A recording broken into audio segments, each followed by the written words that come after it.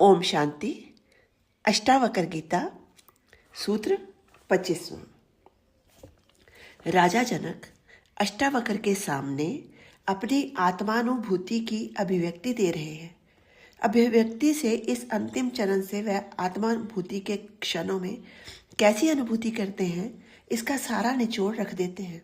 बिना कुछ छुपाए जो सत्य है उसे प्रकट कर देते हैं, जिससे अष्टावक्र को विश्वास हो जाए कि उसे वास्तव में ज्ञान हुआ है या भ्रांति मात्र ही है। जनक कहते हैं कि मैं अपने वास्तविक स्वस्थ स्वरूप आत्मा को उपलब्ध हो गया। मैं अब सीमित जीव नहीं हूँ, इस सागर की तरंग मात्र नहीं हूँ, बल्कि विशाल महासागर हूँ। महासागर तो पहले भी था, किंतु अहंकारवश अज्ञानवश मैं अपने को उस अनंत महासागर से भिन्न तरंग मात्र मानता था। ये अज्ञान मेरे में चित्त की चंचलता एवं अहंकार के कारण पैदा हो गया था। आज ये सारी भ्रांति मिट गई व मैं अपने वास्तविक स्वरूप आत्मा में प्रतिष्ठित हो गया हूँ।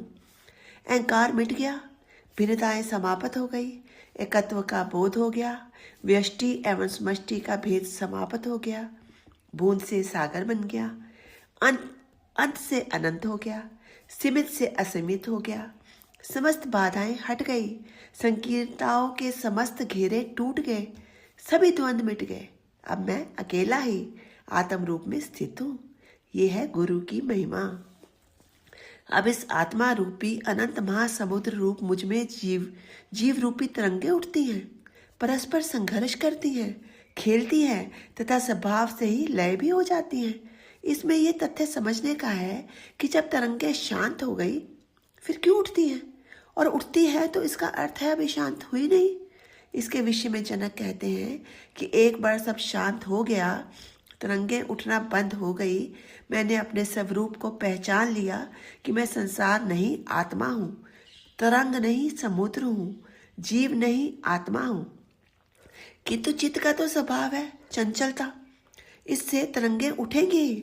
ये वासना की तरंगे फिर भी उठती हैं, परस्पर संघर्ष करती हैं, खेलती हैं, किंतु मैंने जब इनसे अपने को भिन्न देख लिया तो अब इनसे प्रभावित नहीं होता।